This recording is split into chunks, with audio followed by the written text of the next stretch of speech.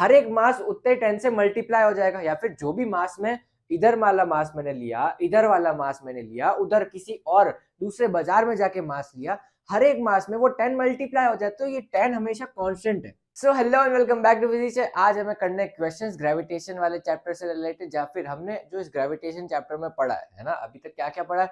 हमने gravitation, universal law of gravitation पढ़ा, Newton uncle ने दिया था हमारे।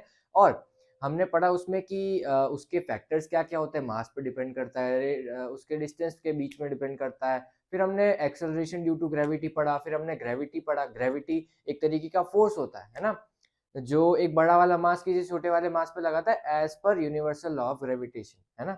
सो एक तरीके का अट्रैक्टिव फोर्स होता है ये, है ना। तो ये सारी चीजें हमने पढ़ ली इस चैप्टर से रिलेटेड। अब और भी चीजें पढ़ी थी इसके आगे। हमने मास पढ़ा था, वेट पढ़ा था, इन दोनों के बीच का डिफरेंस पढ़ा था। और हमने ये भी देखा था कि इधर से अगर मैं किसी को ड्रॉप करता हूँ बॉल को नीचे अर्थ की तरफ, तो वो नीचे जाती है, उसके ऊपर ग्रेविटी एक्ट करती है, ऊपर फेंकता हूँ तो भी ग्रेविटी एक्ट करती है। तो उसके बेसिस पे हमने उसकी इक्वेशन ऑफ मोशन भी देखी थी। लेकिन एग्जाम में हमारे पास में थ्योरी तो पूछेंगे नहीं, कम कम थ्योरी पूछेंगे और क्वेश्चन भी पूछेंगे, तो हमें नंबर भी लाने पड़ेंगे, घर वालों को भी खुश करना पड़ेगा ना। तो आज हम क्वेश्चन प्रैक्टिसिंग करेंगे इस लेक्चर से, इस चैप्टर से रिलेटेड।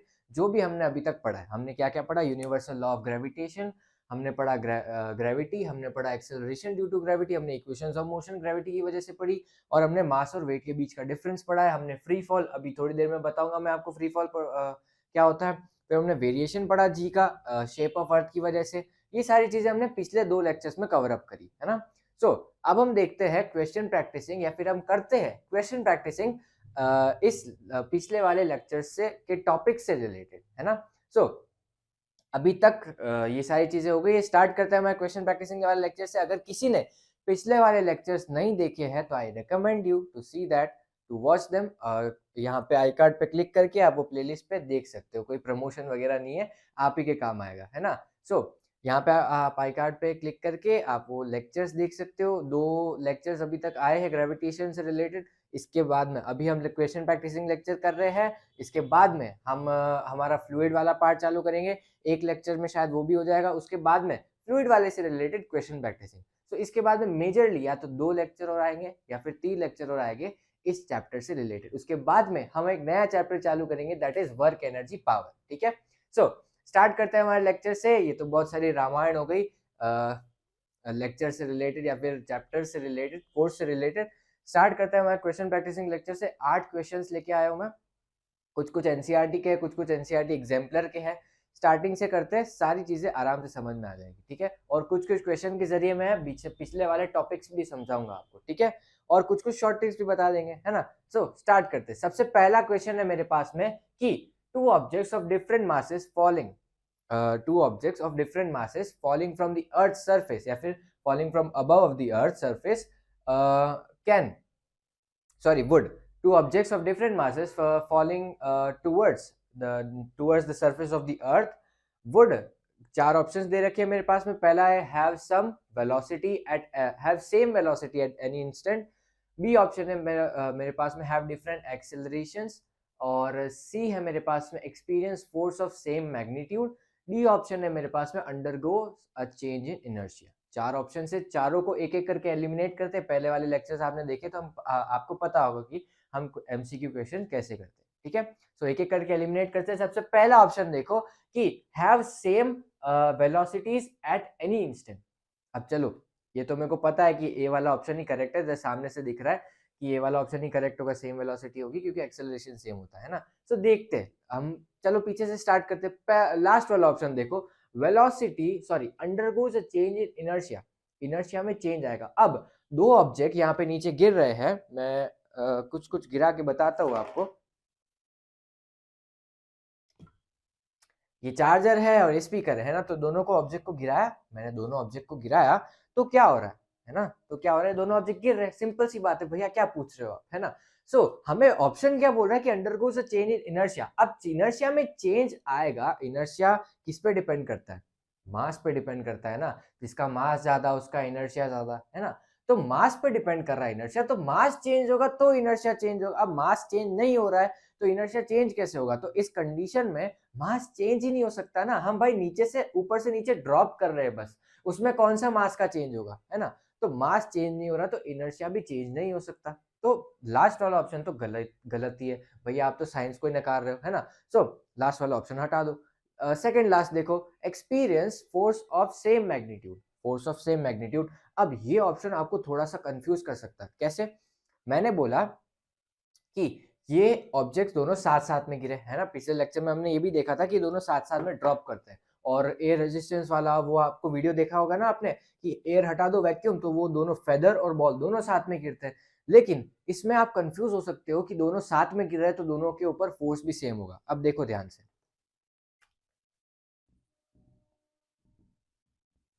ये ऑप्शन क्या है? सेम फोर्स लगेगा दोनों पे। अब मान लो मेरे पास में एक छोटा मास का ऑब्जेक्ट है और एक बड़ा मास का ऑब्जेक्ट है, ठीक है? हमने ये पढ़ा है कि मास कोई सा भी हो, अर्थ के ऊपर कोई से भी मास का ऑब्जेक्ट लगा दो, लेकिन इसके ऊपर एक्सेलरेशन सेम लगेगा, जिसको हम बोलते हैं एक्सेलरेशन ड्यू टू ग्रेविटी, है ना? Acceleration due to gravity. लेकिन इनके ऊपर फोर्स अलग अलग लगेगा। अब देखो कितनी अच्छी अजीब सी बात है कि दोनों के ऊपर फोर्स अलग अलग लग रहा है, लेकिन वो दोनों सेम एक्सेलरेशन से एक्सेलरेट हो रहे हैं। ऐसा क्यों है? क्योंकि मासेस अलग अलग है ना? अब मान लो इसके ऊपर फोर्स लग रहा है 10 न्यूटन का, 10 न्यूटन का फोर्स लग रहा है, और इसका मास कम है ना? इसका मास कम है, लेकिन इसका मास ज्यादा है। इसका मास मान लो इसके कंपैरिजन में ये 100 केजीज है और ये भी ये है 10 केजी मान लो, है ना? तो इसके ऊपर फोर्स ज्यादा लगेगा बजाय, लेकिन इसके इसका एक्सेलरेशन दोनों का सेम है ना? देखो इनके इसका इसका कुछ मास है और इसका कुछ मास है, दोनों को ग्रेविटी अट्रैक्ट सेम एक्सेलरेशन से अट्रैक्ट कर रही है ना? लेकिन इसका मास कम है, इसका मास ज्यादा है, तो मास इनटू एक्सेलरेशन, तो मेरे पास में फोर्स की वैल्यू आती है। तो मास जिसका कम है उसका फोर्स की वैल्यू भी कम होगी, और मास जिसका ज्यादा है उसकी फोर्स की वैल्यू भी ज्यादा होगी, है ना? जो हम बोलते हैं ना कि 1 किलो दूध दे दो, 2 किलो दूध दे दो, हम तो एक्चुअली में वेट ही बोल रहे हैं, लेकिन उसके फैक्टर में देखो, मान लो 10 केजी का भी है मेरे पास में, या फिर 10 किलो का भी मेरे पास में दूध गेहूं जो भी होता मैं लेता, है ना? तो मैं एक्चुअल में उसको मान लो 100 न्यूटन का बोल रहा हूँ। रियलिटी रियलिटी मान लो 100 न्यूटन्स की है, 100 न्यूटन्स की है, तो मैं उसको बोल दूं 100 केजी। क्या फर्क पड़ रहा है? एक बार के लिए सोचो क्या फर्क पड़ रहा है। हमेशा देखो इसके अंदर फैक्टर क्या आएगा? 10 into 100 into 10 that is 1000 newton. बात समझो, है ना? 10 into 100 into 10 equals to 10,000 newton. हर एक मास उतने 10 से मल्टीप्लाई हो जाएगा, या फिर जो भी मास में इधर वाला मास मैंने लिया, इधर वाला मास मैंने लिया, उधर किसी और दूसरे बाजार में जाके मास लिया, हर एक मास में वो 10 मल्टीप्लाई हो जाए, तो ये 10 हमेशा कांस्टेंट है ना? 10 हमेशा कांस्टेंट है, तो उसकी वैल्यू लो कर दी मैंने, है ना? ये 100 कर दिया, तो वो पूरी वर्ल्ड में मतलब यूनिवर्सली वो वैल्यू सेम ही रही, मतलब कि उस वो वैल्यू में कोई डिफरेंस नहीं आया, वो इक्वली रही, लेकिन उसका फैक्टर कम हो गया। ये जो 10 फैक्टर है ना वो हमने हटा दिया, ऐसा समझ लो, है ना? ये केजी का कॉन्सेप्ट ऐसा है। तो ये मेरे पास में कम फोर्स लगाएगी और वो ज्यादा फोर्स लगाएगी, तो जिसका मास कम उसके ऊपर फोर्स कम, जिसका मास ज्यादा उसके ऊपर फोर्स ज्यादा, है ना? तो सी वाला ऑप्शन, क्योंकि ये तो सेम फोर्स की बात कर रहा है। और बी वाला ऑप्शन देखो, हैव डिफरेंट एक्सेलरेशन। अभी देखा भैया एक्सेलरेशन तो सेम लगता है हर जगह पे, तो बी वाला ऑप्शन भी गलत है। और ए वाला ऑप्शन देखो, have same velocities at any instant, है ना? अब ये देखो एक्सेलरेशन सेम है, एक्सेलरेशन सेम है, तो सेम एक्सेलरेशन से हर एक बॉडी एक्सेलरेट होगी, तो हर एक इंस्टेंट पे उनकी वेलोसिटीज भी तो सेम होगी ना, क्योंकि एक्सेलरेशन की वैल्यू सेम, भले फोर्स की वैल्यू अलग है लेकिन एक्सेलरेशन की वैल्यू तो सेम है ना, तो हर एक इंस्टेंट पे उनकी वेलोसिटीज की वैल्यू भी सेम ही रहेगी, है ना? तो ए वाला ऑप्शन मेरे पास में सही है। इस क्वेश्चन का आंसर क्या है? Option A, that is have same velocities at any instant. ठीक है, तो ये था क्वेश्चन फर्स्ट। चलते हैं अब हम क्वेश्चन सेकंड की तरफ। सेकेंड क्वेश्चन है मेरे पास में, the value of acceleration due to gravity, the value of acceleration due to gravity is, पहला ऑप्शन है is same on equator and poles, दूसरा ऑप्शन है is least at poles, C option है is least at equator, और D option है increases from pole to equator. अब इसके लिए थोड़ा सा आप समझो, हमारी अर्थ जो होती है ना वो कुछ ऐसी होती है, वो परफेक्ट स्फीयर नहीं है ना? वो परफेक्ट स्फीयर नहीं, मतलब कि ये वाला रेडियस और ये वाला रेडियस, मतलब ये वाली डिस्टेंस और ये वाली डिस्टेंस, ये मान लो आर है, वो मान लो छोटा आर है, तो ये आर जो होता है ना वो इस छोटे आर से बड़ा होता है। ठीक है, या तो समझ में आया। तो मान लो मैंने एक ऑब्जेक्ट रखा है यहाँ पे और एक ऑब्जेक्ट रखा यहाँ पे, ठीक है, दोनों नीचे आए, यहाँ पे भी नीचे ही आएगा ना भाई भाई, ऐसे देख, यहाँ पे खड़ा होगा तो ऐसे खड़ा होगा, तो ये नीचे आएगा और ये भी नीचे आएगा, है ना।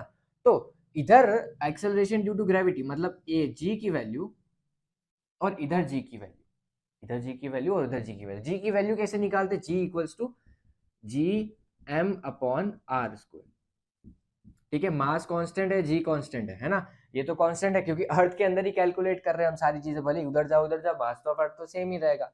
तो जी किस पे डिपेंड कर रहा है, ये भी कांस्टेंट है, ये भी कांस्टेंट है, जी किस पे डिपेंड कर रहा है, आर स्क्वायर पे, वो भी इनवर्सली। तो अगर आर बढ़ेगा तो जी घटेगा, आर कम होगा तो जी बढ़ेगा, है ना। तो जितना ज्यादा आर उतना कम जी, तो यहाँ पे आर ज्यादा है तो इसकी वैल्यू भी कम है, और यहाँ पे आर कम है तो इसकी वैल्यू ज्यादा है। तो जी यहाँ पे क्या है, पोल्स है, और यहाँ पे क्या है, इक्वेटर है। तो यहाँ पे जी की वैल्यू ज्यादा होगी और यहाँ पे वैल्यू कम होगी, G pole will be greater than G equator.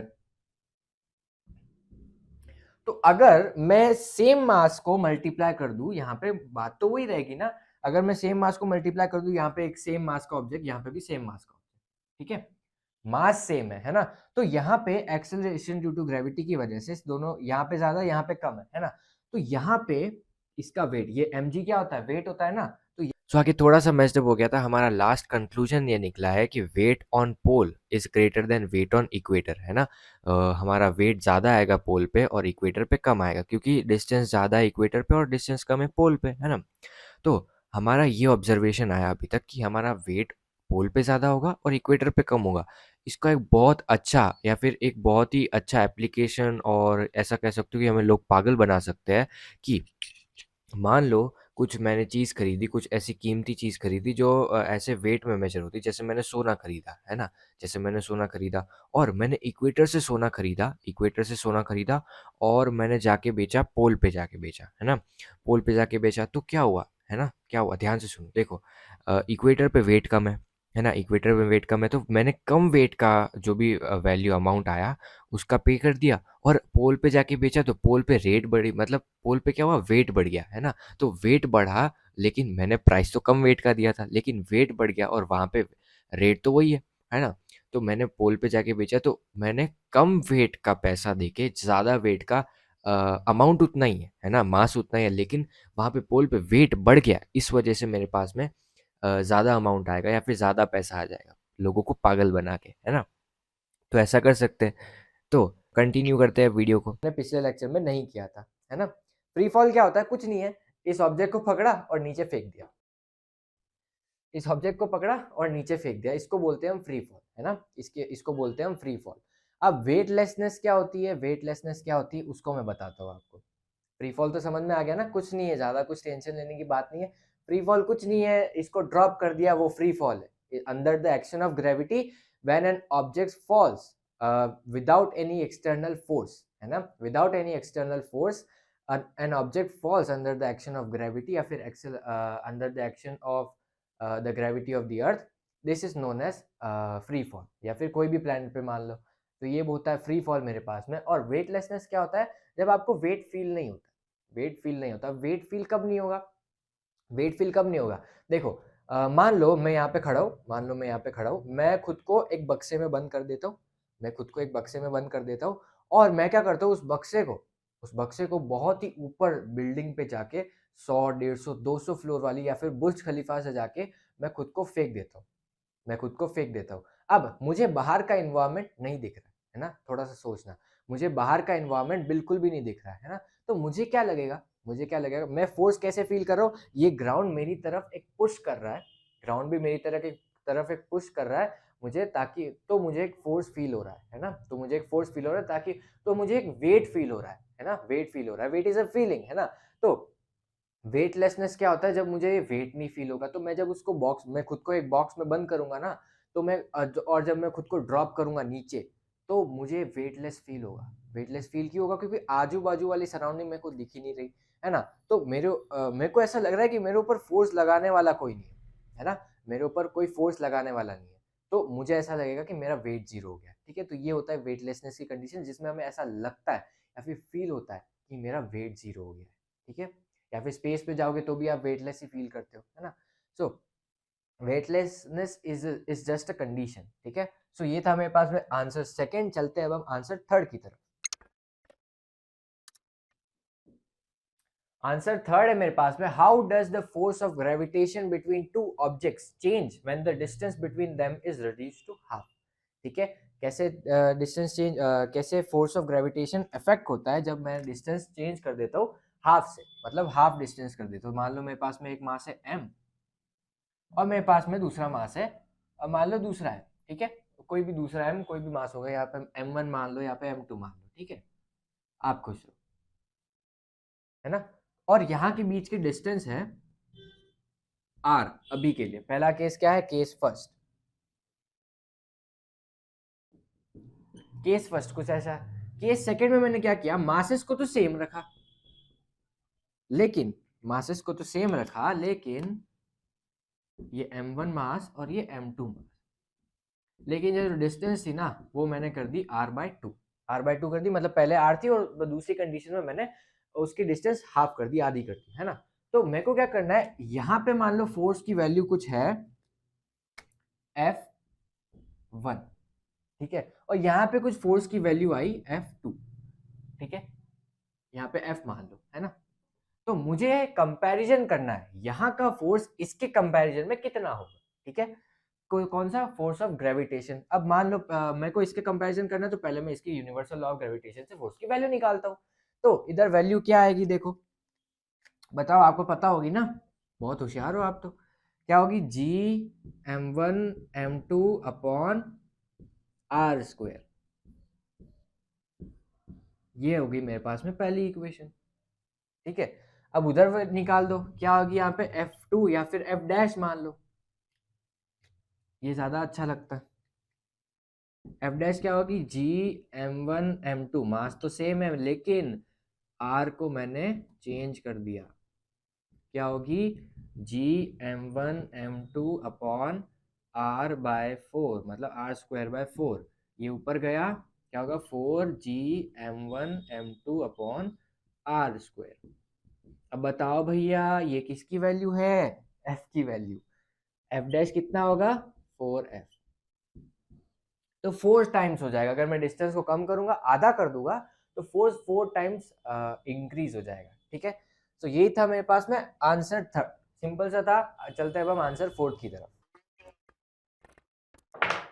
Answer fourth है मेरे पास में, 3 क्वेश्चन है इसमें। पहला है मेरे पास में, what happens to the force between two objects when mass of one object is double. Second है मेरे पास में, mass is double, sorry distance is double and tripled. और थर्ड ऑप्शन है मेरे पास में, क्वेश्चन है मेरे पास में, m एंड m, मतलब दोनों मास को डबल करते हैं। ठीक है, ट्राई करते हैं या फिर करते हैं इसको। क्या है फोर्थ, पहला केस, मास है मेरे पास में 1m और दूसरा मास है मेरे पास में 1m, है ना। ये m1 है, m2 है। ठीक है, दोनों अलग अलग है, सेम है, अलग अलग है, कोई मेरे को अभी कोई आइडिया नहीं, मेरे को कोई लेना देना है नहीं उससे। बीच की डिस्टेंस है r, है ना। ये मेरे पास में केस 1, कंडीशन 1। सेकंड मैंने क्या किया, केस सेकंड में इनके बीच की डिस्टेंस भी सेम है और ये वाला मास भी सेम है, लेकिन इस मास को मैंने डबल कर दिया। ठीक है, अब मेरे को कंपैरिजन करना है इसके बीच के फोर्स का और इसके बीच के फोर्स का, है ना। तो यहाँ पे मान लो फोर्स की वैल्यू आई थी F, यहाँ पे F', मेरे को इसके कंपैरिजन में इसकी सॉरी इसके कंपैरिजन में इसकी वैल्यू निकालनी है। तो यहाँ पे क्या होगा, F equals G m1 m2 upon r²। इससे यूनिवर्सल लॉ ऑफ ग्रेविटेशन से। सो इसको दे दो फर्स्ट इक्वेशन नाम। वही करना है, इधर से वैल्यू लेके उधर सब्स्टिट्यूट करनी, कुछ ज्यादा ऐसी वो ज्यादा कॉम्प्लेक्स नहीं है ना। सो यहाँ पे F' की क्या वैल्यू आएगी, m1 की जगह क्या है 2m1 और m2 तो उतना ही है और r²। F' 2G m1 m2 upon r², ये किसकी वैल्यू है, एफ की, तो एफ कितना, एफ डैश कितना आएगा 2f, तो मतलब ट्वाइस हो जाएगा। ये था पहला क्वेश्चन, या फिर आंसर फोर्थ का पहला क्वेश्चन। सेकंड क्वेश्चन की तरफ चलते हैं। केस फर्स्ट, सेकंड का क्या है, एक मास है m1 और दूसरा मास है m2, बीच के डिस्टेंस है r। और केस फर्स्ट में मैंने क्या किया, सॉरी केस सेकंड में, सेकंड केस में मैंने क्या किया, पहले तो किया ये m1 मास और ये m2 मास, इनकी डिस्टेंस को कर दिया ट्वाइस, भले यहाँ पे दिख नहीं रही होगी लेकिन ट्वाइस कर दिया एक सेकंड के लिए डिस्टेंस को, है ना। सो यहाँ पे f की वैल्यू है, यहाँ पे f डैश वैल्यू है, इसके कंपैरिजन में इसकी वैल्यू निकालो, वही रामायण करनी वापस, है ना। सो यहाँ पे f की वैल्यू कितनी होगी, f इक्वल जी m1 m2 upon r square, इसको दे दो फर्स्ट इक्वेशन नाम, f की इधर f डैश कितना होगा, जी m1 m2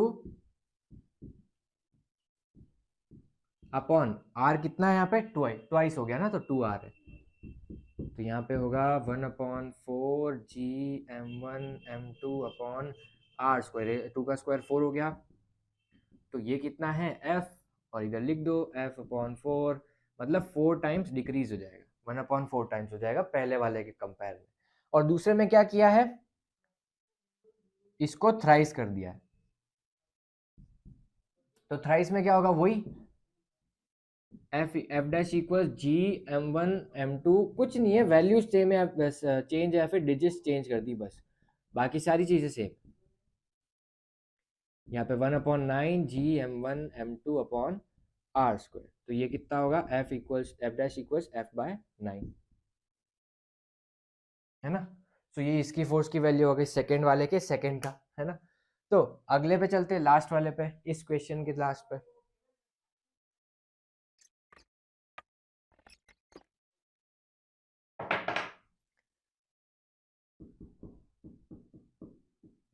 थर्ड क्वेश्चन की तरफ चलते हैं। थर्ड क्या है मेरे पास में, m एंड m, मतलब दोनों मासेस को डबल किया, पहले वाले में क्या था, एक मास को डबल किया, दूसरे वाले को सेम रखा, थर्ड में क्या है, दोनों मासेस को डबल कर दिया, है ना। यहाँ पे m1, यहाँ पे m2, पहली कंडीशन r केस फर्स्ट, दूसरी कंडीशन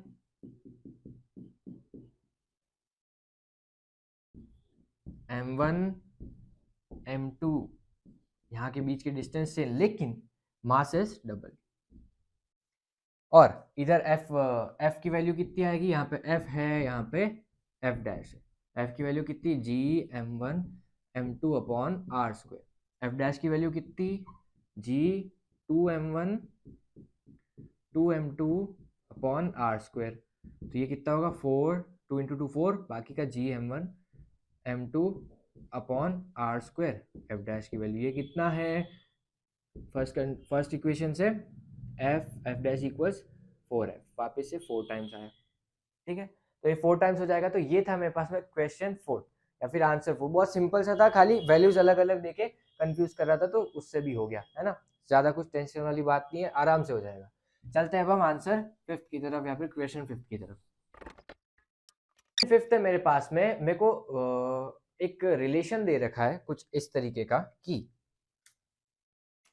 एफ m इक्वल्स 1/6 मतलब force of gravitation on earth is 6 times that of moon, मतलब कि, या फिर force of gravitation on moon is 1/6 times that on earth, ठीक है।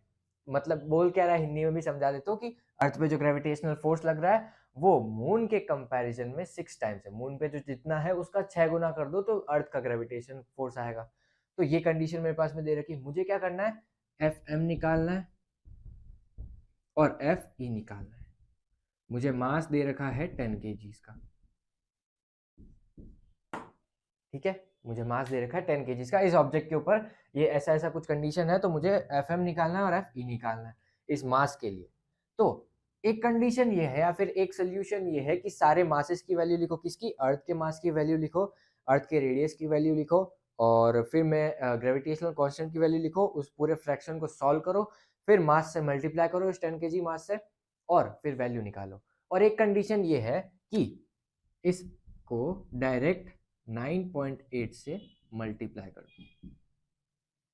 कैसे? क्योंकि उस फ्रैक्शन की वैल्यू 9.8 होती है, तो हमें पढ़ा है, क्योंकि gravitation acceleration due to gravity में वो gm/r² जो हम सॉल्व करते हैं, g कितना 6.67 into 10 to the power -11, m कितना 6 into 10 to the power 24 और r कितना 6400 किलोमीटर। तो उसको जब हम सॉल्व करते हैं तब मेरे पास में वैल्यू आती है इस एक्सेलरेशन ड्यू टू ग्रेविटी की या फिर g की, दैट इज 9.8।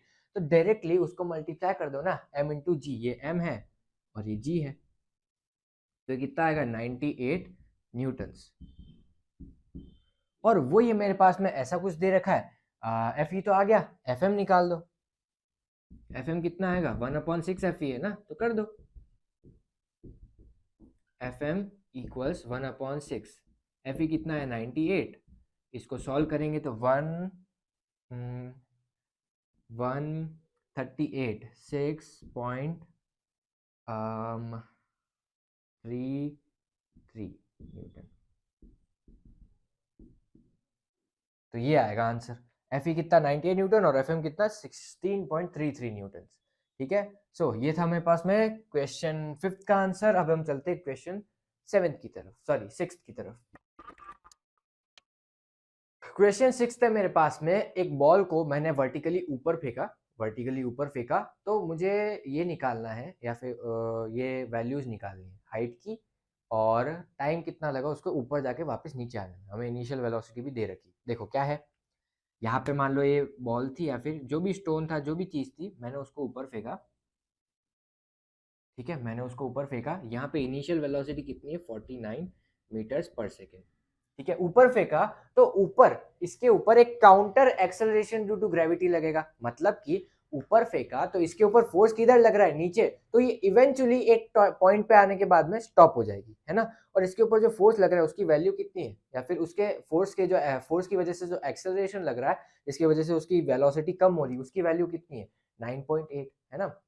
9.8। अब कुछ कुछ क्वेश्चन में 10 भी गिवन होता है, उस वो हम अपनी सहूलियत के हिसाब से देख लेते हैं। अभी 9.8 लेते हैं, क्वेश्चन में गिवन नहीं है तो इस एक्सेलरेशन ड्यू टू ग्रेविटी की वैल्यू कितनी है 9.8, नहीं -9.8। क्यों? क्योंकि यहाँ पे वेलोसिटी कुछ है और इवेंचुअली यहाँ पे जाके कितनी हो रही 0, तो इनिशियल वेलोसिटी ज्यादा है और फाइनल वेलोसिटी कम है। मतलब कि इनिशियल वेलोसिटी से जाते जाते फाइनल वेलोसिटी तक वेलोसिटी डिक्रीज हो रही है, तो रिटार्डेशन हो रहा है, तो एक्सेलरेशन कितना होगा नेगेटिव। हमें निकालनी है ये हाइट और हमें निकालना है यहां से यहां तक जाने का टाइम। ठीक है, सो एक इसकी यहां से यहां तक जाने के टाइम में एक शॉर्ट ट्रिक बता दूंगा, उससे आराम से हो जाएगा। ठीक है, सो स्टार्ट करते हैं। इक्वेशन ऑफ मोशन कौन कौन सी है, v equals u plus G T, h equals U T plus half G T square और v square minus U square equals 2gh, है ना। एक देखते कौन सी इक्वेशन यूज कर सकते हैं। सबसे पहले तो मुझे h निकालना है ना, तो h के लिए मेरे पास में कौन सी इक्वेशन है, लास्ट और सेकंड लास्ट, है ना, सेकंड या फिर थर्ड इक्वेशन। तो सेकंड इक्वेशन यूज करूँ या फिर थर्ड इक्वेशन यूज करूँ, टाइम है क्या, नहीं है ना, तो सेकंड भी नहीं यूज कर सकते। देखो थर्ड वाली बची, है ना, थर्ड वाली में मेरे पास में v भी है, u भी है, g भी है, तो h निकल जाएगा ना। तो थर्ड वाली यूज करते हैं। v कितना है 0 का स्क्वायर माइनस कितना है -49 का square equals 2 into 9.8 into H. ठीक है, इसको और फर्दर सॉल्व किया, -49 इंटू 49। इधर ऐसे जब ऐसे कुछ बड़े बड़े फ्रैक्शन का स्क्वायर है ना, तो ऐसे मल्टीप्लाई किया मत करो, पहले काट दिया करो, पूरा ऐसे सॉल्व किया करो, फिर आराम से फ्रैक्शन डिजिट निकाला करो, वो ज़्यादा सिंपल पड़ता है। ये क्या 2 टाइम्स जाएगा, 49 इंटू 2 कितना होगा 98, इसीलिए 98 की वैल्यू दी, 9.8 लिया हमने। और ये और फर्दर सॉल्व हुआ तो 5 उधर गया तो इधर माइनस होगा ना, क्योंकि माइनस की वैल्यू है ये, माइनस से माइनस कैंसिल, तो h कितना आया 49 इंटू 5/2। h कितना आएगा 24/2, दैट इज 122.5 मीटर्स। ये आएगी इस टावर की हाइट, या फिर जहां से भी मैंने फेंका उधर की हाइट। ठीक है, अब हम करते हैं किसको फाइंड, टाइम को।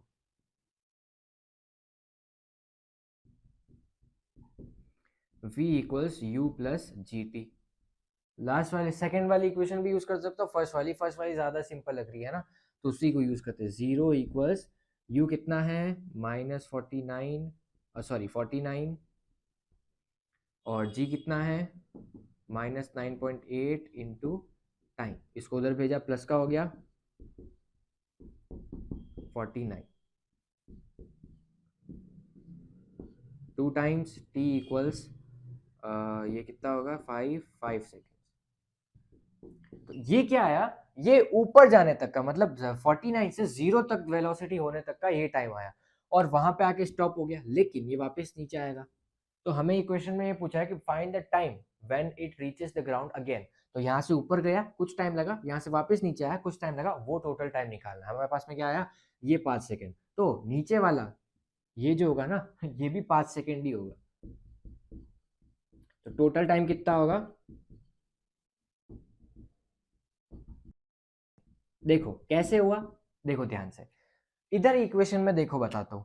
v equals you plus eighty. अब नीचे वाली कंडीशन के लिए u कितना हो जाएगा 0, और v कितना हो जाएगा, नीचे वापस ही आओगे ना, नीचे ये हाइट ऑफ टावर तो वही रहेगी, इसको आगे फर्दर सॉल्व करोगे तो u आएगा कितना 49, तो ये 49 इधर आ जाएगा ना, और g की वैल्यू इधर प्लस में हो जाएगी, तो वही 30 सेकेंड कितना आएगा 5 सेकेंड। तो नीचे आओगे तो वापस वही 5 सेकेंड लगेंगे। तो ये ध्यान रखना, अगर मेरे को डायरेक्ट टाइम पूछा है दोनों वापस नीचे आने तक का, तो ऊपर का निकाल दो, 2 टाइम्स मल्टीप्लाई कर दो तो वो टाइम आ जाएगा। और अगर मेरे को नीचे वाली वेलोसिटी वापस फाइंड करनी, तो उसको फाइंड करने की कोई जरूरत नहीं, ऊपर से नीचे वापस आएगी तो वापस वही वेलोसिटी होगी जितने से मैंने फेंका था। ठीक है, यहाँ पे 49 थी तो वापस नीचे आने के बाद में भी 49 ही रहेगी। ठीक है, तो ये था क्वेश्चन 6। चलते हैं अब हम क्वेश्चन 8 की तरफ, सॉरी 7 की तरफ। 7 है मेरे पास में, एक स्टोन को नीचे फेंका है, एक स्टोन को नीचे फेंका है, हाइट है उस टावर की, जहां से भी फेंका है उस बिल्डिंग की या फिर जहां से भी फेंका है उसकी हाइट है 19.6 मीटर्स। हमें निकालनी है फाइनल वेलोसिटी। बहुत ही सिंपल सा क्वेश्चन है, लल्लू सा आप भी कर लोगे। 19.6 मीटर्स यहाँ से यहाँ तक की हाइट। ठीक है, और ऊपर से फेंका है मैंने, ड्रॉप किया है ना, ड्रॉप किया है तो इनिशियल वेलोसिटी कितनी है 0, और यहाँ पे वेलोसिटी हो गई कितनी, जो कि निकालनी है ना। और यहाँ पे जी कितना होगा, क्वेश्चन में गिवन नहीं है, तो कितना लेना पड़ेगा 9.8 मीटर पर सेकेंड स्क्वायर। अब इधर आ रही, नीचे आ रही, तो यहाँ पे जी की वैल्यू पॉजिटिव होगी। इक्वेशन ऑफ मोशन कौन सी है, v equals you plus G T. अब इधर मिटाना नहीं पड़ेगा बार बार,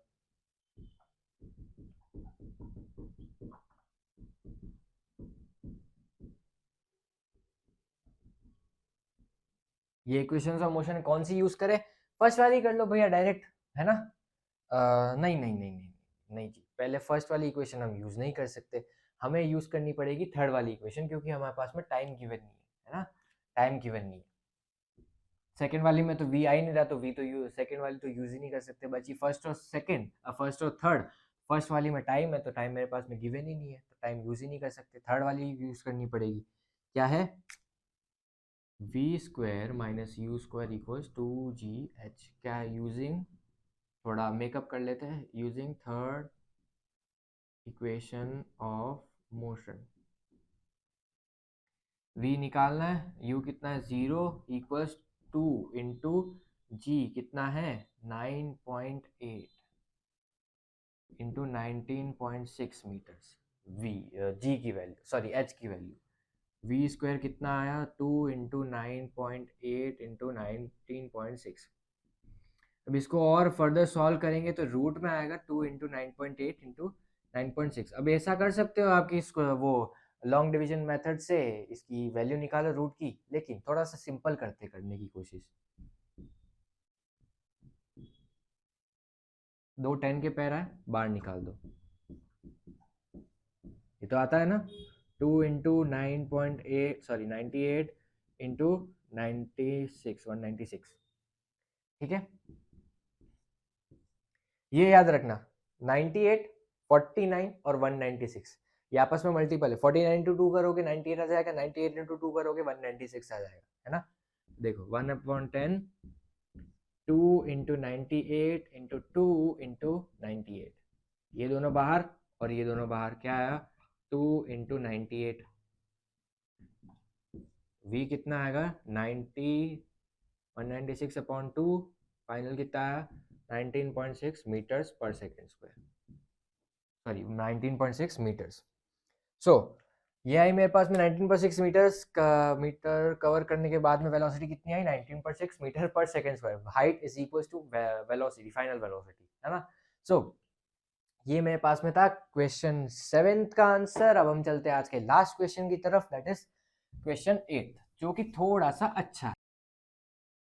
क्वेश्चन 8 है मेरे पास में कि एक स्टोन है, उसको नीचे से फेंका और एक स्टोन को ऊपर से फेंका, एक स्टोन को नीचे से फेंका और एक स्टोन को, मतलब एक स्टोन को ऊपर से फेंका और एक स्टोन को नीचे से फेंका, है ना। ऊपर से ड्रॉप किया, इनिशियल वेलोसिटी कितनी 0, और नीचे से फेंका, इनिशियल वेलोसिटी कितनी है 49 मीटर्स पर सेकेंड, ठीक है।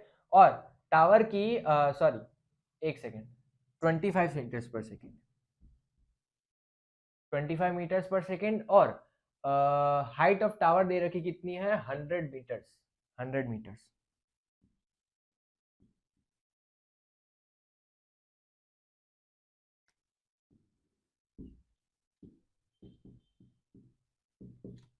हंड्रेड मीटर्स देगा, हमें ये कैलकुलेट करना है कि कौन से टाइम पे या फिर कौन सी हाइट पे ये दोनों आपस में क्रॉस कर देंगे,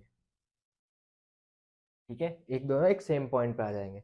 तो मान लो एक कुछ हाइट है जो कि यहाँ से x डिस्टेंस पे है, इस नीचे बॉटम से ग्राउंड से x डिस्टेंस ऊपर है, और यहाँ से कितने डिस्टेंस ऊपर होगी फिर 100 माइनस एक्स, क्यों, क्योंकि बिल्डिंग की हाइट कितनी है 100 और यहाँ से यहाँ तक की हाइट कितनी है x, तो यहाँ पे 100 माइनस एक्स हो गया, है ना।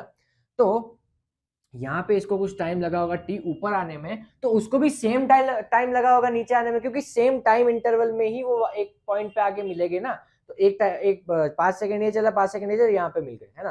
तो ये टाइम भी लगा कितना t, यहाँ पे भी कितना टाइम लगा t, ठीक है। अब पहली कंडीशन देखो, फॉर द स्टोन ड्रॉप, ये जो ड्रॉप हुआ ना उस स्टोन के लिए,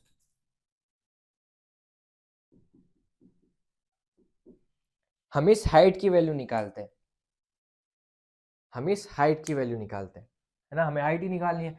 तो हाइट की वैल्यू कितनी होगी, कौन सी इक्वेशन यूज करें, फर्स्ट सेकंड, कौन सी इक्वेशन यूज करें सेकंड, क्योंकि उसमें टाइम भी आ रहा है हमें पास में, यहाँ पे टाइम की वैल्यू भी है ना, टाइम मतलब एक टाइम का फैक्टर भी है, वैल्यू तो नहीं है। 100 माइनस एक्स इक्वल्स 0, यू है ना, यू तो 0 है, T plus half G T square, G की वैल्यू भी बाद में डिसाइड करेंगे क्या लेनी है कैसे लेनी है। एंड फॉर द स्टोन, इसको और फर्दर सॉल्व कर लेते हैं, 100 माइनस एक्स इक्वल्स ये 0 हो गया हाफ जी टी स्क्वायर, ये first equation. And second, for the stone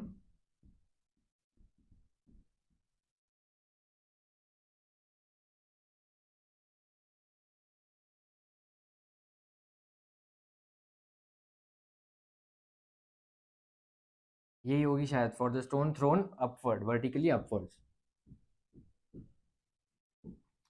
pardon my spelling. So क्या होगा यहाँ पे, x इक्वल्स यहाँ से यहाँ तक की x डिस्टेंस इक्वल्स u की कुछ वैल्यू है जो भी है 25t, 25 प्लस हाफ इंटू जी इंटू टी स्क्वायर, यहाँ पे 25 लिख दो, यहाँ पे plus half G T square, ये है कितनी x की वैल्यू आई ना, ये x की वैल्यू उधर पुट कर दो, है ना, ये x की वैल्यू उधर पुट कर दो, इससे क्या होगा x की वैल्यू एलिमिनेट हो जाएगी, मेरे पास में खाली एक t की वैल्यू बचेगी और मेरे पास में एक t की न्यूमेरिकल वैल्यू आ जाएगी, ताकि मैं इधर पुट कर दूंगा, मेरे पास में x की वैल्यू आ जाएगी, है ना। सो देखते हैं, देखो भैया